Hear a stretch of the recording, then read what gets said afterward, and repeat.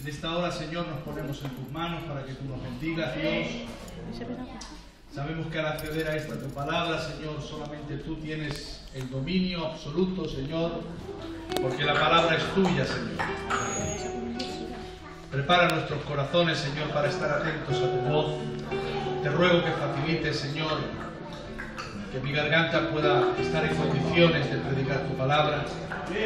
Pon gracia, Señor, en mi boca, para que mis hermanos puedan recibir esta palabra, Señor, que creo que es tuya. Señor, por Cristo Jesús te lo pedimos. Amén. ¿Cuántos dicen aleluya? Que el nombre del Señor sea glorificado. Gracias a Dios, hermanos, en esta tarde de estar con vosotros, compartiendo este culto para el Señor. Amén. La verdad es que, se lo decía al hermano Joaquín, no me encuentro en las mejores condiciones para poder predicar. Ya arrastro un resfriado hace días que no me deja muy bien respirar, gloria a Dios, pero estoy vivo. Así que no voy a ir a un ritmo muy acelerado, voy a pedir vuestra colaboración. Amén. Pero lo que voy a predicar creo que es la palabra de Dios, hermano. Amén.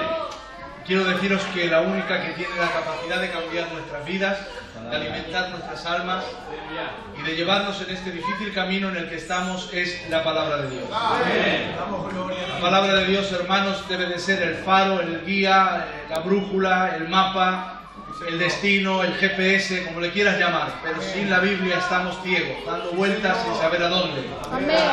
Pero por su palabra, hermanos, tenemos una dirección segura, tenemos objetivos concretos y Dios sabe dónde nos lleva por medio de su palabra.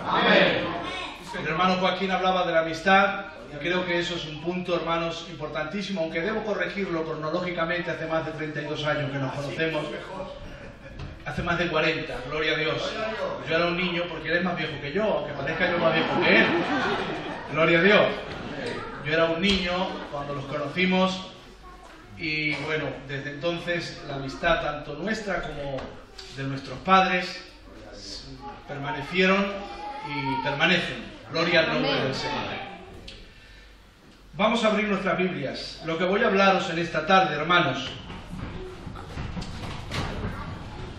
tiene mucho que ver con la amistad también, porque el mejor amigo que hay es el Señor, como ha dicho el hermano.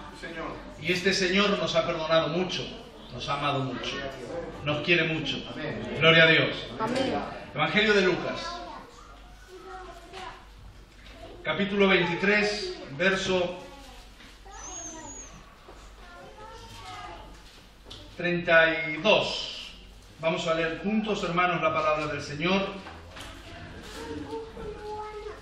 Dice así: llevaban también con él a otros dos que eran malhechores para ser muertos. Y cuando llegaron al lugar llamado de la Calavera, le crucificaron allí, y los malhechores, uno a la derecha y otro a la izquierda. Y Jesús decía: Padre, perdónalos, porque no saben lo que hacen. Vamos a dar un fuerte aplauso a la palabra del Señor. ¡Gloria a Dios!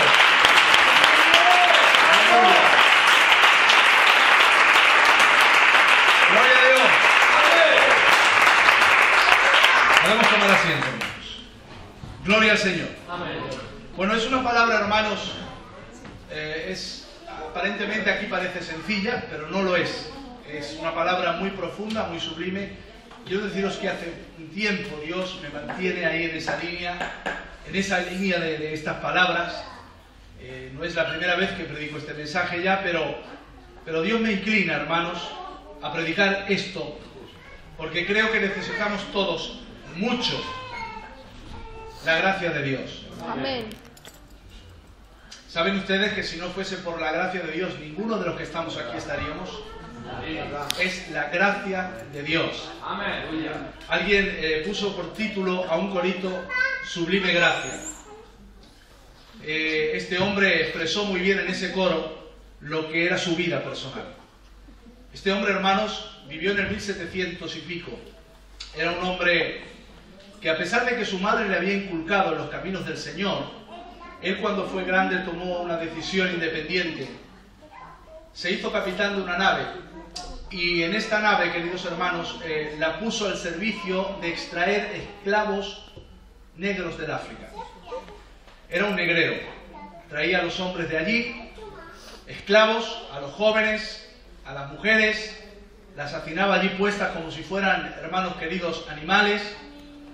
Este hombre, en la medida que iba haciendo eso, se iba volviendo más y más despiadado. Estaba rebajando su nivel de ser humano, convirtiéndose casi en una bestia. A tal punto, hermanos, que los propios marineros de su tripulación le llegaron a odiar de una forma bastante grande por lo despiadado que era este hombre. Mirad a qué punto llegó que en una de las oportunidades, estando él, hermanos, embriagado, perdonen los lutos, hay alguno aquí, cayó por la borda y cayó al mar. Y los asistentes de su tripulación no encontraron mejor forma de sacarlo que no fue por medio de un arponazo. No sabemos realmente si lo que querían era sacarlo o lo que querían era matarlo. El caso es que ese arpón le dio en la cadera y ahí con el arpón clavado jalaron de él, lo subieron al barco y allí quedó, hermanos, cojo para toda su vida de esa herida. Pero este hombre, en uno de los momentos en que pasaba el barco por los océanos donde él traficaba con estos negros, hermanos, con estos esclavos, un hombre ya versado y sabido en las mares, sabía lo que era la mar, se desató una tormenta tremenda. Cuando esta tormenta se desató, queridos hermanos, él sabía que la nave perecía, que la nave se iba a pique. Entonces, estando en su camarote, ya viéndose resignado a que iban a hundirse y que el barco iba a zozobrar, se arrodilló y oró a Dios y le dijo: Señor, líbranos. La tormenta se paró, el mar se amainó y este hombre comprendió que aquel día ellos habían sido salvos por la gracia de Dios. Este hombre, queridos hermanos, se puso en breve tiempo a trabajar sobre un proyecto para abolir la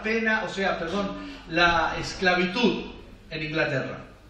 Y ese proyecto el Parlamento inglés lo aceptó y fue la base para que los esclavos dejasen de serlo en la nación de Inglaterra. Este hombre se convirtió, fue pastor y compuso un coro que, aunque en nuestro medio no es muy conocido, a nivel mundial y a nivel evangélico es muy conocido.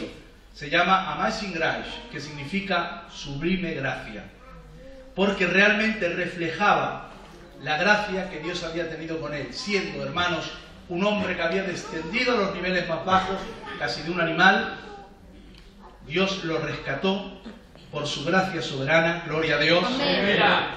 Y lo redimió. Amén. Gloria al nombre del Señor. Amén. Acabamos de leer, hermanos, una palabra que está llena, sin lugar a dudas, de significado.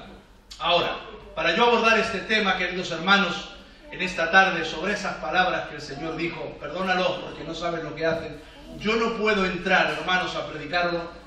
Si no hago por un poquito, tenéis que tener paciencia para poder explicarlo. Cada texto, hermanos, hay que entenderlo dentro de su contexto. ¿Qué quiero decir con esto?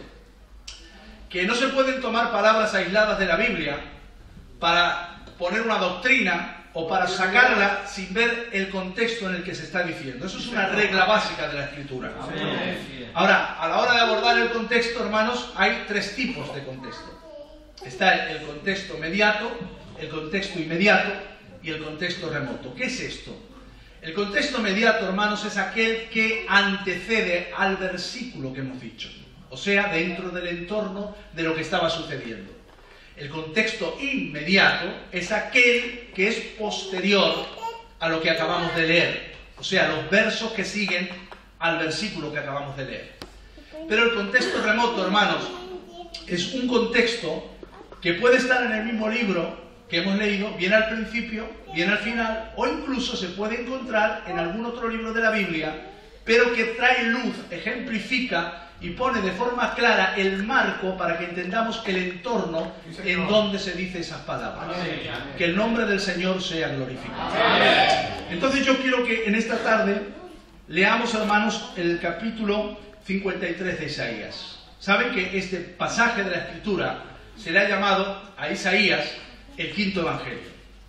O sea, a nivel de los estudiosos de la Biblia, No hay 4 evangelios, hay 5, porque Isaías es un evangelio, es el profeta que más habla y que más predica de la gracia, de la cruz y de lo que iba a suceder. Hay 2 pasajes en el Antiguo Testamento que son, queridos hermanos, 2 pasajes que juntos hablan más incluso que los 4 evangelios del hecho de la cruz. Miren ustedes, toda la narrativa que tenemos de la Biblia en cuanto al pasaje de la cruz, casi siempre lo basamos en los 4 evangelios. Sin embargo, estos 2 pasajes del Antiguo Testamento hablan más del hecho de la cruz que los 4 evangelios juntos. Que el nombre del Señor sea glorificado. Amén. A uno de estos pasajes se le ha denominado la radiografía de la cruz. Esta radiografía, como bien saben ustedes, hermanos, una radiografía es una imagen interna de algo. Amén. Es una imagen que no está a vista a los ojos, pero mediante una composición radiográfica se puede sacar, por ejemplo, los huesos o los órganos internos de la persona. Bueno, ese pasaje que se llama la radiografía de la cruz es el Salmo 22. Yo no lo voy a tocar en esta tarde, pero sí le aconsejo que usted lo lea en su casa. Esta radiografía estamos mostrando, hermanos, la imagen interna de lo que Jesús iba sintiendo en la cruz del Calvario. Todo aquello que le pasó, todo aquello, pero desde un punto de vista subjetivo, o sea, desde un punto de vista interno, desde un punto de vista como él lo estaba viendo en la cruz. Sin embargo, al capítulo 53 de Isaías se le llama la fotografía de la cruz. ¿Por qué? Porque a diferencia de una radiografía, saben ustedes, la fotografía no es interna, es externa. Gloria a Dios. Una fotografía no se introduce en el interior, sino que muestra lo que es externo, la fachada. Gloria al nombre del Señor. Isaías, hermanos, es una fotografía maravillosa de lo que sucedió allí. Quiero decirles que si cualquier periodista hoy en día, con las capacidades que las ciencias de la comunicación puede dar a estos hombres que son muy preparados en las universidades y que trabajan para grandes empresas mediáticas, puede ser CNN, puede ser Televisión Española, puede ser CBC, cualquier de esas compañías grandísimas, hubiese tenido la capacidad de viajar en el tiempo y llegar a los tiempos de Jesús allí en la cruz del Calvario, ponerse al pie de la cruz y registrar lo que allí estaba aconteciendo, con todos los adelantos que hay hoy en día para que la mente pueda explicar las cosas como la explican los periodistas, se quedarían muy cortos, más que cortos, enanos, comparados como Isaías relata este pasaje. Eso es una muestra evidente, hermanos, de cómo Dios le dio al profeta, al siervo del Señor, esa imagen. Ahora bien, esto que estamos hablando sucedió 700 años antes del hecho de la cruz. Lo que Isaías va a decir ahora no es una semana antes de lo que le pasase a Jesús, ni un mes, ni un año. 700 años son 7 siglos. 7 siglos antes de que Jesús pasase lo que pasó en la cruz, Isaías lo refleja y lo dice aquí. Así que acompañadme conmigo al capítulo 52:13, porque desde ahí es donde debería de empezar el capítulo 53 de Isaías. Saben ustedes que los capítulos y versículos no formaban parte de los escritos originales de los ágrafos. Los capítulos y versículos fueron posteriormente añadidos para un mejor manejo, pero a veces esa división de capítulos y versículos no hacen, hermanos queridos, realmente una coherencia al texto. Realmente el capítulo 53 debería de haber empezado en el 52:13, porque a partir de ahí es el contexto que está explicando todo lo que vamos a decir ahora. Que el nombre del Señor sea glorificado. Amén. Gloria a Dios. ¿Me vais entendiendo hasta ahora, verdad? Amén. Vamos a leer, hermanos. El pasaje es largo, pido paciencia, pero es más importante lo que yo leo que lo que yo digo. Aleluya. Gloria a Dios. Amén. Esta es la palabra de Dios, hermanos. Amén. Es la Biblia. Amén. Mientras que yo lo leo, tú pon atención, porque aunque el pasaje es largo, te aseguro que no tiene desperdicio. Amén. Ten en mente, mientras leemos, que esto fue dicho 700 años antes que sucediese. Mirad, dice la Escritura: he aquí mi siervo será prosperado, será engrandecido y exaltado, y será puesto muy en alto. ¿Cómo se asombraron de ti muchos de tal manera fue desfigurado de los hombres su parecer y su hermosura, más que la de los hijos de los hombres. Así asombrará él a muchas naciones, los reyes cerrarán ante él su boca, porque verán lo que nunca les fue contado, y entenderán lo que jamás habían oído. ¿Quién ha creído a nuestro anuncio? ¿Y sobre quién se ha manifestado el brazo de Jehová? Subirá cual renuevo delante de él, y como raíz de tierra seca, no hay parecer en él, ni hermosura. Le veremos más inatractivo para que le deseemos, despreciado y desechado entre los hombres, varón de dolores, experimentado en quebranto, y como que escondimos de él el rostro. Fue menospreciado y no lo estimamos. Ciertamente llevó él nuestras enfermedades y sufrió nuestros dolores, y nosotros le tuvimos por azotado, por herido de Dios y abatido. Mas él herido fue por nuestras rebeliones, molido por nuestros pecados. El castigo de nuestra paz fue sobre él, y por su llaga fuimos nosotros curados. Amén. Todos nosotros nos descarriamos como ovejas, cada cual se apartó por su camino, mas Jehová cargó en él el pecado de todos nosotros. Angustiado él y afligido, no abrió su boca.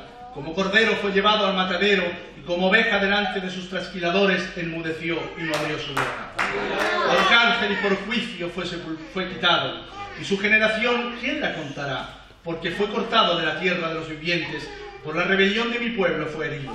Y se dispuso con los impíos su sepultura, mas con los ricos fue en su muerte, aunque nunca hizo maldad, ni hubo engaño en su boca. Con todo eso, Jehová quiso quebrantarlo, sujetándolo a padecimiento. Cuanto haya puesto su vida por expiación por el pecado, verá linaje, vivirá por largos días, y la voluntad de Jehová será hecho en su mano prosperada. Verá el fruto de la aflicción de su alma, y quedará satisfecho. Por su conocimiento justificará mi siervo a muchos, y llevará las iniquidades de ellos. Por tanto, yo le daré parte con los grandes, y con los fuertes repartirá despojos, por cuanto derramó su vida hasta la muerte, y fue contado con los pecadores, habiendo él llevado el pecado de muchos, y orado por los transgresores. Gloria a Dios. Hay palabras, hermanos, que solamente con leerlas ya nos llenan. Gloria a Dios. Y esto, queridos hermanos, es una de esas palabras que nos llenan de Dios. Leer este pasaje es acercarnos a Dios, es acercarnos a la mente de Dios, es acercarnos a ver lo que Dios dice y lo que Dios hace. Gloria al nombre del Señor.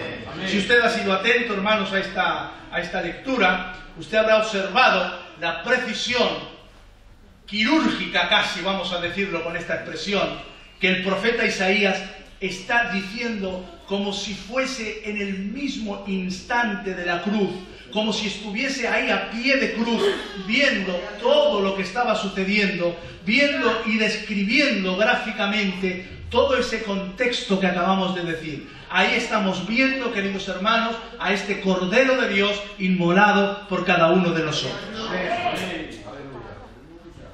Esta porción, este pasaje de la Escritura, hermanos, es un pasaje complejo, es un pasaje que escapa a nuestro conocimiento. Es un pasaje, hermanos, que nos habla de un montón de cosas. Dentro de este pasaje encontramos la muerte expiatoria, sustitutiva, vicaria del Señor, pero sin paralelos y parangones en ningún lugar, queridos hermanos. Es un pasaje o una porción que tiene un espectro impresionante. Tal cual se describe, habla de una eternidad pasada a una eternidad futura. Gloria al nombre del Señor. Amén. Es algo que escapa a nuestro conocimiento y que se sumerge en la insondable mente de la Trinidad de Dios. Que el nombre del Señor sea glorificado. Amén. Sabéis, hermanos, que este capítulo ha sido llamado la cámara de tortura de los judíos. Gloria a Dios. Amén. Este pasaje ha sido llamado la cámara de tortura de los rabinos judíos. Porque cualquier rabino, cualquier judío que hubiese leído este pasaje, se hubiese dado cuenta claramente de que solamente había uno que podía cumplir los requisitos que aquí se narran 700 años antes. Y ese era Jesús de Nazaret. Por eso, queridos hermanos, este pasaje también se le llama la conciencia culpable de los judíos. Porque este pasaje es una reiteración a sus conciencias de que aquel que fue crucificado allí en el monte de la calavera era el Mesías, era el Hijo de Dios, era el prometido de Dios en el Antiguo Testamento. Sin embargo, los judíos no lo vieron. Gloria al nombre del Señor. ¿Cuántos dicen aleluya? ¡Aleluya! Nosotros tenemos toda la autoridad, hermanos, para decir e interpretar con la Escritura de que el personaje del cual aquí se está hablando es Jesús. Cumple esos requisitos.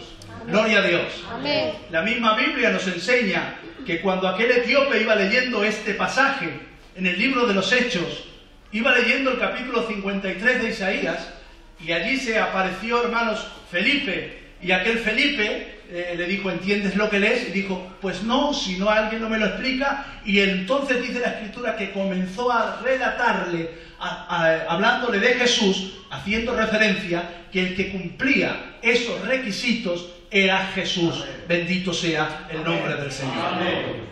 Alabado sea el nombre del Señor. Amén.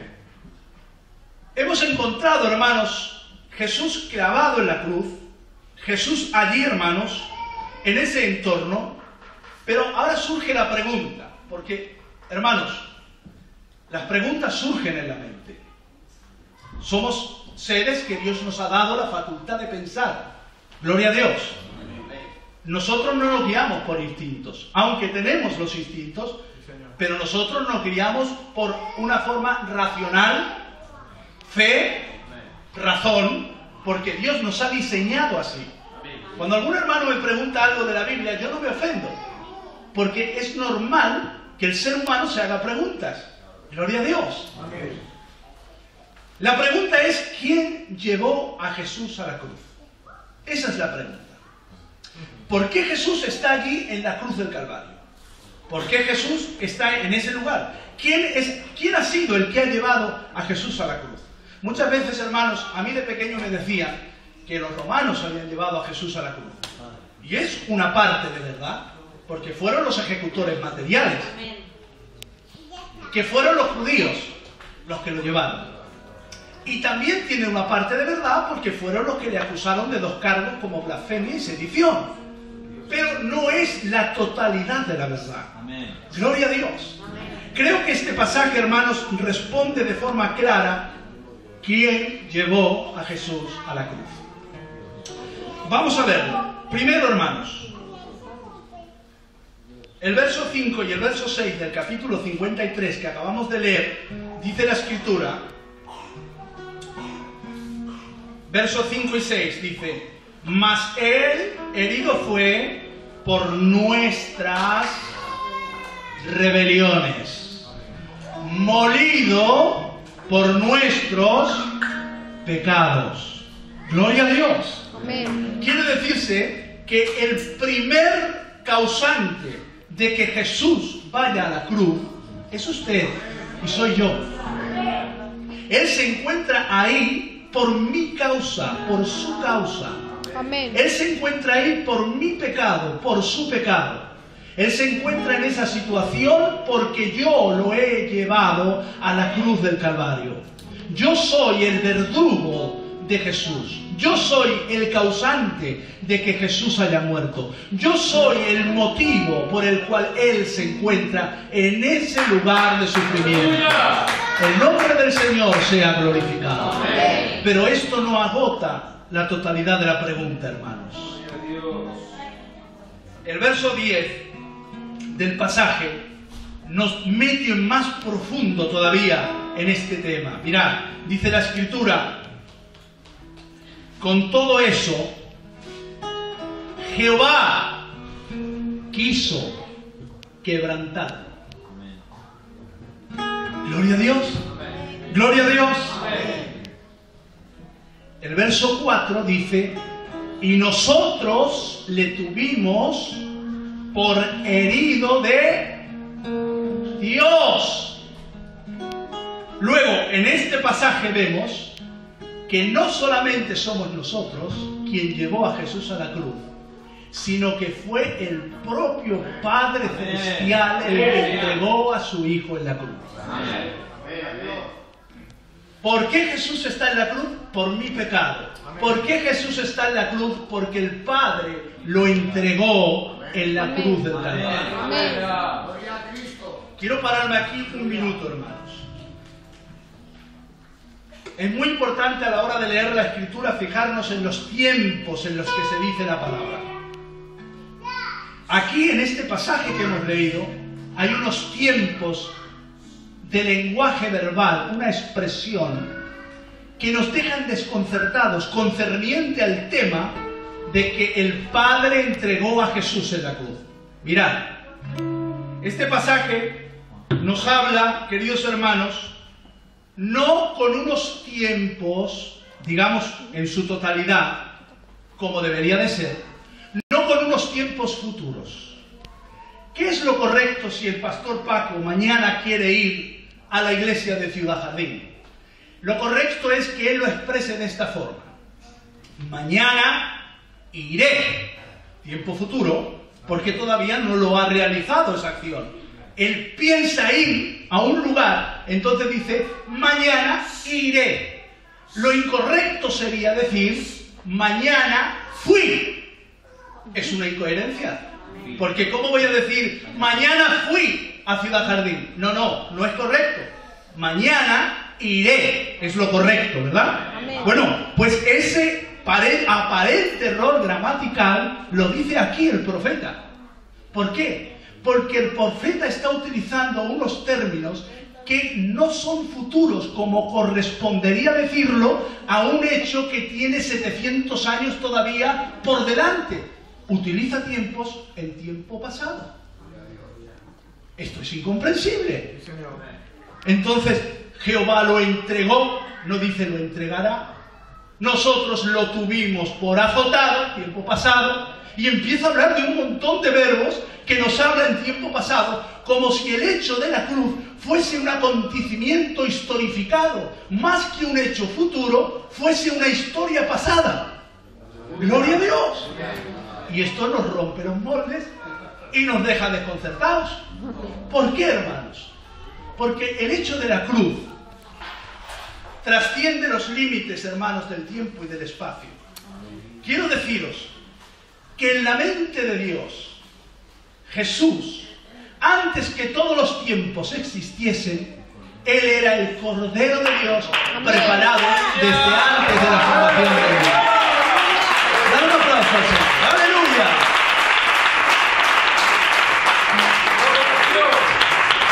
¡Gloria a Dios! ¿Cómo trabaja Dios, hermanos? De que antes que sucediese, mirad, la primera palabra que aparece en la Biblia, la primera palabra salida de la boca de Dios es sea la luz. La primera, Génesis. Bueno, viendo este pasaje y desprendiendo de toda la enseñanza, hermanos, que aquí está escondida en la palabra, podemos decir lo siguiente: antes que Dios dijese sea la luz, Dios dijo sea la cruz. La cruz es antes que la luz. Nos desconcierta, nos deja, y decimos, Señor, cuán ignorantes somos delante de ti. Que el nombre del Señor sea glorificado. Amén. El libro de los Hechos clarifica esto todavía más. Dice la Escritura que Jesús fue entregado por el determinado consejo y anticipado conocimiento de Dios. Gloria a Dios. Gloria a Dios.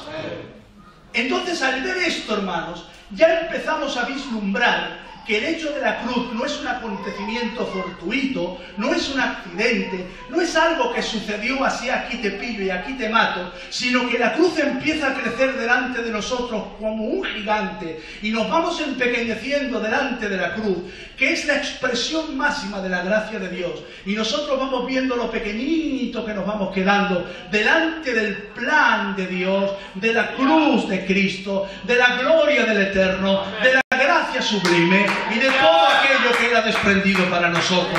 Que el nombre del Señor sea glorificado. Gloria a Dios. Amén. Pero hay un tercer punto, hermanos. ¿Por qué Jesús está en ese lugar? Por mi pecado, porque el Padre lo entrega, pero porque Él voluntariamente va a ese lugar. Dice el Señor, nadie me quita la vida, sino que yo tengo poder para ponerla, para quitarla, para volverla a tomar. Gloria al nombre del Señor. Él voluntariamente se entrega por ti y por mí en la cruz del Calvario. Sublime amor, hermanos. Sublime gracia de un Dios que nos ama, que nos quiere. Bendito sea su nombre. Amén. ¿Cuántos dicen aleluya? Y digo, hermanos, que esto es la manifestación del amor, porque el amor descansa sobre dos columnas que son grandiosas. Por un lado es la misericordia y por otro lado es la gracia. La gloria tenga el nombre del Señor. Aunque parezcan sinónimos y parecidos, no son iguales. Misericordia, hermanos queridos, tiene que ver con nuestras miserias. Gloria a Dios. Es una palabra que proviene del griego y el latín que significa, ¿sabéis qué? Misericordia significa pasar mis miserias por el corazón. Por eso aquellos ciegos clamaron a Jesús no por misericordia, por gracia, sino por misericordia. Señor, ten piedad, ten misericordia de nosotros. O sea, pasa mi problema, pasa mi miseria por tu corazón. Bendito sea el nombre del Señor. La gracia, queridos hermanos, expresa el maravilloso amor de Dios por cada uno de nosotros. Que el nombre del Señor sea glorificado. Amén.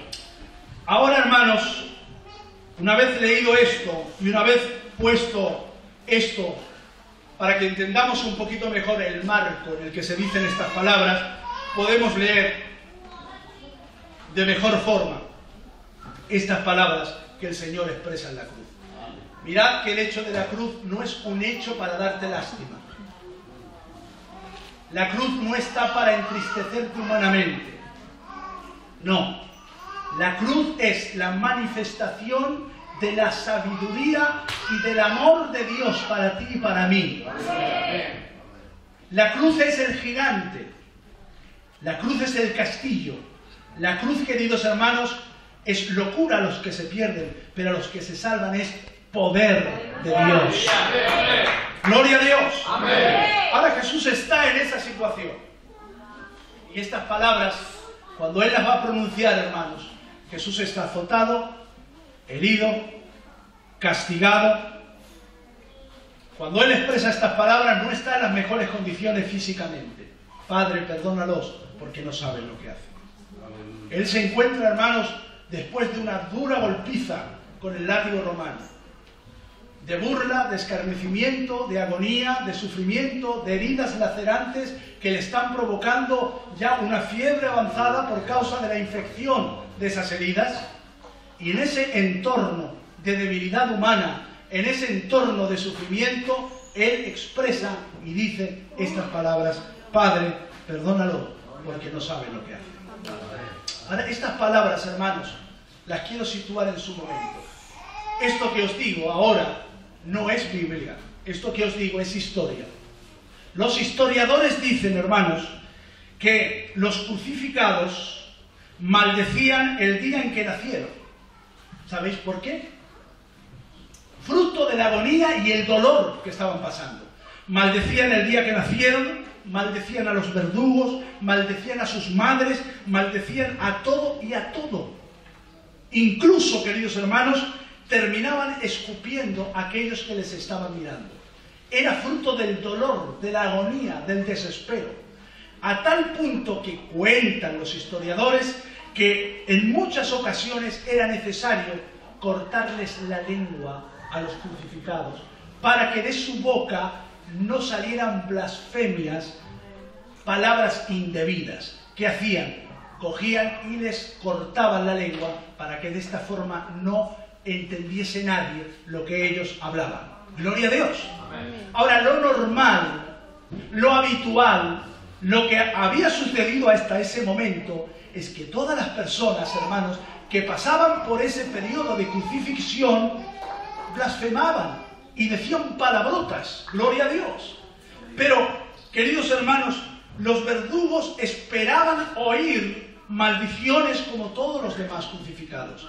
Pero qué sorpresas me llevan, hermanos, cuando de los labios del Señor salen esas palabras dulces y suaves como agua cristalina del manantial. Padre, perdónalos, que no saben lo que hacen.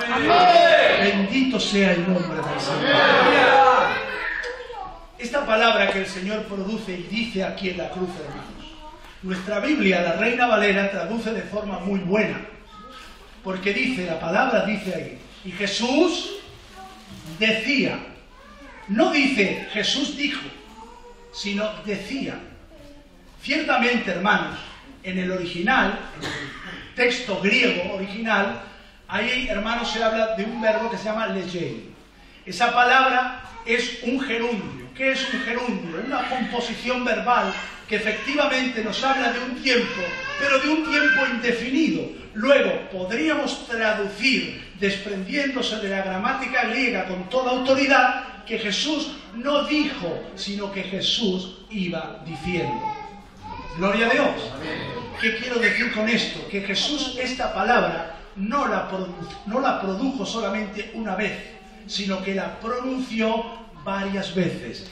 Cuando él iba siendo azotado, él iba diciendo, Padre, perdónalos porque no saben lo que hacen. Cuando él es clavado, cosido en esa cruz con clavos, él va diciendo, Padre, perdónalos porque no saben lo que hacen. Es una oración puesta en los labios del Señor que va repitiendo continuamente, y en esa expresión no solo abarca a los verdugos ignorantes que están a su alrededor, sino que abarca, llega y nos toca a cada uno de los que en esta tarde estamos aquí delante de la presencia de Dios. Que el nombre del Señor sea glorificado. ¿Cuántos dicen aleluya? Un fuerte gloria a Dios. Esta palabra, hermanos, expresa de forma clara y evidente la palabra de misericordia de Dios. Es una palabra que verbaliza el sentido por el cual Cristo ha venido aquí. En estas palabras Él resume, sintetiza y expresa su misión. ¿Por qué ha venido Jesús? Para perdonarte. ¿Por qué ha venido Jesús? Para ser el mediador entre Dios y los hombres. Él ha venido a interceder. Él ha venido a pedir por ti. Él ha venido a ofrecerse por ti. Él ha venido para perdón de tus y mis pecados. Gloria sea a Dios. Aleluya.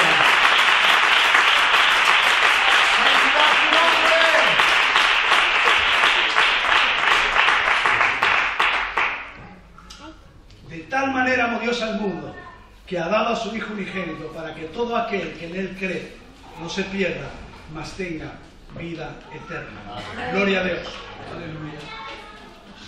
Voy avanzando rápidamente, hermanos, y vamos ahora a hacer una aplicación práctica, porque después de demostrarles con la Biblia lo que ustedes ya saben, porque lo que estoy haciendo en esta tarde simplemente es recordarles lo que ustedes saben, porque yo sé que ustedes lo saben. Pero predicar muchas veces consiste en eso, en recordar aquello que ya sabemos. Gloria a Dios. Después, hermanos, de esto, quiero hacerles una aplicación práctica de esta palabra para nosotros. Creo que todo mensaje de la palabra de Dios debe de consistir en estas tres partes. Primero, lectura de la palabra de Dios. Si no hay lectura de la Biblia y de un versículo de la Biblia, no hay mensaje de Dios. Lectura de la palabra de Dios. Gloria a Dios. No lectura apresurada y tropezada. No, lectura dando a la palabra de Dios el lugar que la Biblia tiene que tener en la asamblea. Amén. Explicación de lo que se ha leído, que es lo que hasta aquí hemos hecho. Y ahora el tercer punto es aplicación de lo que hemos leído. Porque toda palabra tiene una enseñanza práctica. Toda palabra tiene una utilidad para nosotros. Amén. Gloria a Dios. Amén. Entonces, hermanos, vamos a hablar ahora de el perdón. Gloria a Dios. ¿Qué nos enseña esta palabra? Padre, perdónalos que no saben lo que hacen. Nos enseña, hermanos, a que vayamos a la cruz, al Calvario, para aprender a ser perdonados. Y una vez allí, quedémonos hasta aprender a perdonar. Amén. Amén. Gloria a Dios. Amén. ¿Por qué, hermanos? Porque no solo tenemos que ser perdonados, sino que consecuentemente tenemos que perdonar. Aquel que ha sido perdonado tiene que perdonar. Si tú crees que Dios te ha perdonado, tú tienes que manifestarlo perdonando a tu prójimo, perdonando a tu hermano, perdonando incluso al inconverso. Perdona. Gloria a Dios. ¿Qué es el perdón? El perdón, hermanos, es como el agua que aplaca los incendios del alma. El perdón, queridos hermanos, es la venganza de los buenos. Los buenos se vengan perdonando. Los malos es el ojo por ojo, tú me haces y yo te hago. Los buenos no. Los buenos tú me haces y yo te perdono. Porque los buenos solamente saben vengarse perdonando. Gloria a Dios. El perdón, hermanos, es el perfume de la flor cuando es machacada. ¿Sabéis cuándo huele más una flor? Cuando se la pisotea y se la machaca. Igual que nuestro Cristo de gloria en la cruz del Calvario, escupido, azotado, escarnecido, pisoteado, pero olor fragante sale de sus labios. Perdónalos, perdónalos, perdónalos. Gloria a Dios. Gloria a Dios. Perdonar, hermanos, es recordar sin sentir dolor. Perdonar es recordar sin sentir dolor. Algunos hermanos dicen: hermano, yo perdono, pero no olvido. Pues gloria a Dios que no tienes amnesia. Porque perdonar es eso. Es recordar, pero no sentir dolor. Quiero decir, mi hermano Joaquín me ha hecho algo hace 4 años. Ay, que ya no me acuerdo de la no. Me acuerdo perfectamente. Me acuerdo lo que me hizo. Me acuerdo de todo, pero como yo lo he perdonado, al recordarlo no siento ningún resentimiento, no siento ningún ánimo de venganza, no siento ninguna adversidad hacia ese hecho que pasó. Eso es perdonar. Perdonar es recordar, pero no sentir dolor. Entonces, hermano, ¿cómo dice la Escritura que Dios se olvidó de mis pecados y los tiró al fondo del mar? Lo que la Escritura quiere decir ahí, hermanos, es que lo que Dios te perdonó nunca jamás te lo va a refregar por la cara. Eso es. Pero no es que Dios tiene una amnesia senil y no se acuerda de las cosas. No, se acuerda. Gloria a Dios. Se acuerda. Pero sin embargo ya no siente adversidad. Ni contigo ni conmigo, porque nos ha perdonado. Amén. Que el nombre del Señor sea glorificado. ¡Aleluya!